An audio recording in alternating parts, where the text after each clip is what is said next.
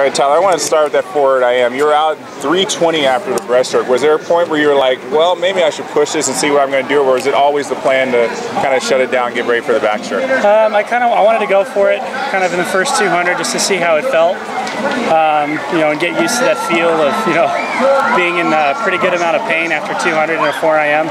And after that, it was pretty controlled. The whole goal was to just kind of use that to get my heart rate up and see what I could do in the 2 back. So the last 200 was pretty controlled. And Scott Welch was maybe you gave him a little bit of life. He thought he was going to catch you. Were you a little bit worried about him? No, I had my eye on him the whole time and knew that he was coming. I knew he'd be making a pretty late charge, at least in the breaststroke. And I'm impressed with his 100 free. So he's good, in a good place training-wise.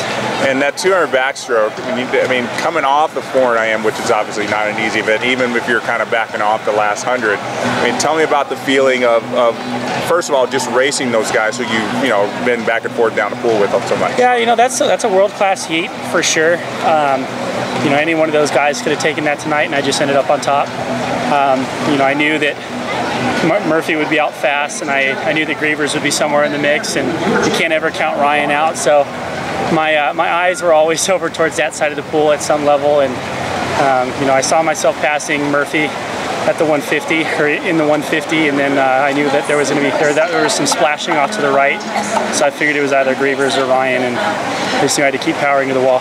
I'm actually surprised at 58.1 after a 4 IM. At any level, the 4 IM always sucks it, no matter how hard or how easy you try to take it, so I was happy with that. Yeah, I was going to say 58.1, I mean, on any day, even if you're, hadn't had a 4 IM before, it has to be a pretty good feeling. Yeah, definitely, especially, I said it earlier, unfortunately, being that it's a post-Olympic year, you have a lot of traveling and stuff to do, so my training since I came back in mid-October has been kind of inconsistent, but I'm looking forward to, after next week, I've got some more travel next week. As you know, I'm racing in the Toyota Grand Prix of Long Beach in the Pro Celebrity race, which is going to be awesome.